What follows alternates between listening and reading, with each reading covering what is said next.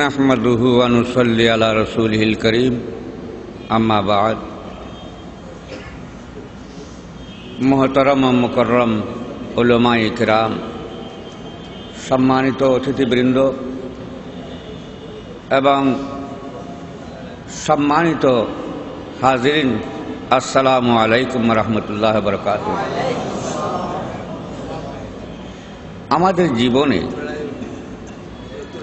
এই ধরনের মাহফিল বিশেষ প্রয়োজন, কেননা এই মাহফিল দিয়ে এ সমস্ত আহলে বাইতে রাসূলুল্লাহ সাল্লাল্লাহু আলাইহি ওয়াসাল্লামের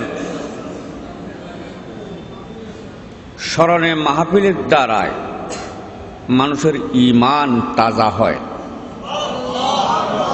আমি আশা রাখব আমাদের এখানে কোনো ভেদাভেদ নাই, আমরা যে যে তরিকারই হই, সবাই তো একমাত্র উদ্দেশ্য আহলে বাইতে সরকারে দো আলম সাল্লাল্লাহু আলাইহি ওয়াসাল্লামের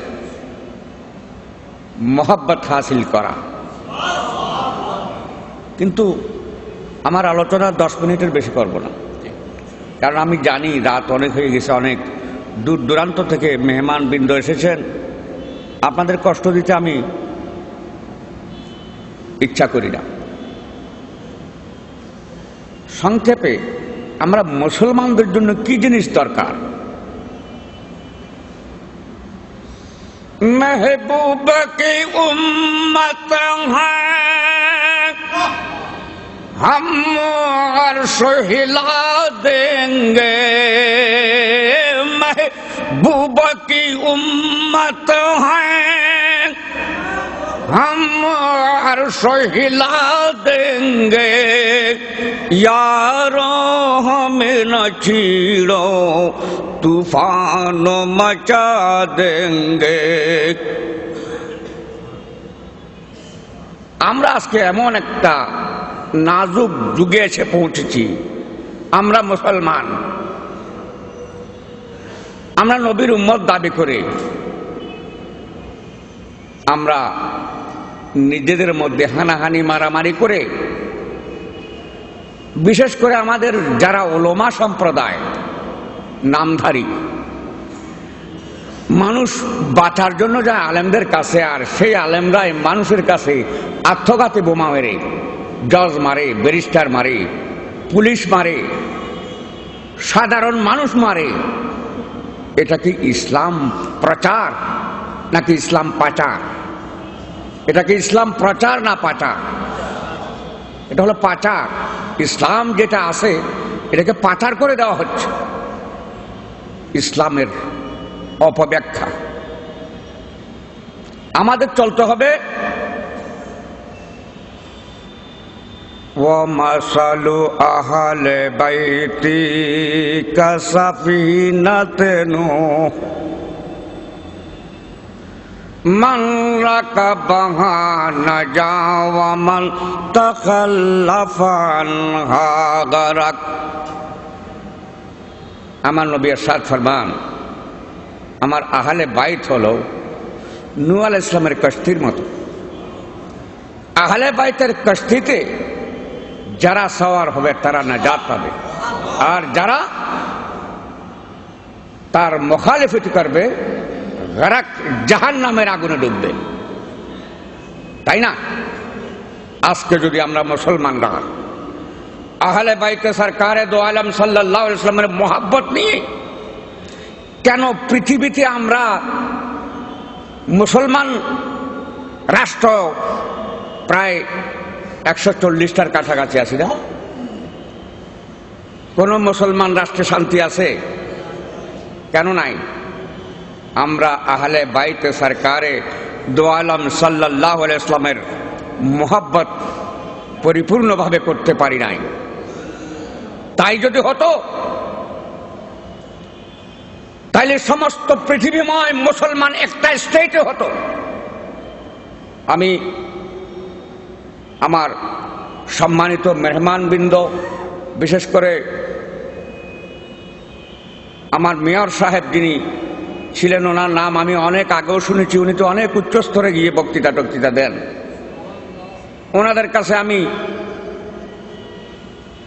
আবদার রাখবো, আপনার কোনো সময় বক্তৃতা দেওয়ার সময় বলবেন যদি সমস্ত পৃথিবীময় একটা মুসলিম স্টেট হয়, হতে পারে না, পারে না, এবং সমস্ত পৃথিবীময় একটা স্টেটের প্রেসিডেন্ট হাউস মক্কাতুল মুকাররমায় হবে আর গভর্নর হাউস হবে মদিনাতুল মুনাওয়ারা। সমস্ত পৃথিবীর মুসলমানদের কারেন্সি একটা হবে, হতে পারে না? সমস্ত মুসলিম রাজ্যের সৈনিকের ড্রেস একটা হবে, তাই না? তাইলে পৃথিবীর সমস্ত রাষ্ট্রের সমস্ত কারেন্সি আমাদের এই মুসলিম স্টেটের কারেন্সির সাথে মার খেয়ে যাবে না? যাবে তো। কিন্তু কই, আমরা তো মুসলমানদের মধ্যে একতা নাই। আমরা মুসলমানরা নিজেদের মধ্যে, বাইরের লোকের সাথে না, বিদর্ভীদের সাথে না, মুসলমানের সাথে হানাহানিতে পড়ে গেছি। কেন? তার একমাত্র কারণ হলো আমরা আহলে বাইতে সরকারে দো আলম সাল্লাল্লাহু আলাইহি ওয়াসাল্লামের মহব্বত ছেড়ে দিয়েছি, তাই না? একবার আপনারা চিন্তা করে দেখুন, পৃথিবীতে এমন কোন মুসলিম স্টেট আছে যারা বিধর্মীদের কাছে মার খাচ্ছে না? ছলে বলে কৌশলে যে ধর্মেরই হোক, তারা একমাত্র মুসলমান ধ্বংসের মধ্যে একমত। তারা একমাত্র মুসলমানকে ধ্বংস করার মধ্যে একমত। আর আমরা মুসলমানরা কেউ ইহুদের লিয়ে যুদ্ধ ধরতেছি, কেউ খ্রিস্টানের লিয়ে যুদ্ধ ধরতেছি, কেউ হিন্দুদের লিয়ে যুদ্ধ ধরতেছি। কেন? আমাদের এত থাকতে আমরা কেন আজকে এরকম হয়ে গেলাম? একমাত্র আমাদের মধ্যে থেকে আহলে বাইতে সরকারে দো আলম সাল্লাল্লাহু আলাইহি ওয়াসাল্লামের প্রেম ভালোবাসা এটা টোটালি মুছে গিয়েছে। আমরা এটা উপলব্ধি করতে পারতেছি না। যাই হোক, আমি আশা রাখবো আমার মুখলিসিন, মুহিব্বিন এবং আমার আহলে সুন্নতুল জামাতের ভাইরা 10 দিন ব্যাপী এই যে শহদায়ে কারবালা ইমাম হোসাইনের এই যে মাহফিল, এটাকে এখানে এসে নিজের ঈমানকে তাজা করে নিয়ে যাবেন। ঈমান তাজা যখন হবে তখন ডক্টর ইকবালের মতো ডাক দিবেন, বাতিল সে দবনে ওয়ালে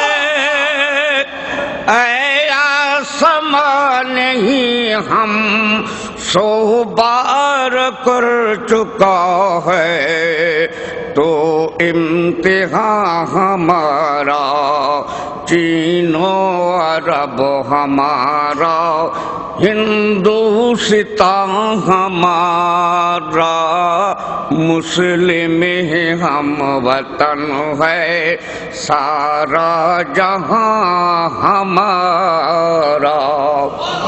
এরকম কি হতে পারে না? এটা ডক্টর ইকবালের শব্দ। এইরকম আমাদের পৃথিবীময় একটা মুসলিম স্টেট হতে পারে না। ওই মুসলিম স্টেটের প্রেসিডেন্ট প্রতি 5 বছর অন্তর অন্তর বিভিন্ন মুসলিম কান্ট্রির থেকে জাতিসংঘের মতো নির্বাচন করলে কি আমাদের অসুবিধা আছে? নাই তো। আমাদের যদি একই ড্রেসের সোল্ডার হয়, একই কারেন্সি হয়, চলতে পারে না আমাদের দেশ। যে এক রকমের কারেন্সি, বাংলাদেশের ধরুন 10,000 কোটি টাকার কারেন্সি পাওয়ার উপযুক্ততা আছে, আমরা 10,000 কোটি টাকার কারেন্সি নিলাম। পাকিস্তানের হয়তো 20,000 কোটির ক্যাপাসিটি আছে, ওরা 20,000 কোটি ওদের দেশে আনলো। ইরানের, ইরাকের, বিভিন্ন মিশরের, সৌদি আরবের প্রত্যেকটা স্টেটের মধ্যে ওই সমস্ত কারেন্সি কি একসাথে পরিচালিত হতে পারে না? পারত তো। কেন আমরা কেন এরকম হয়ে গেলাম? আমরা একমাত্র হয়ে গেছি।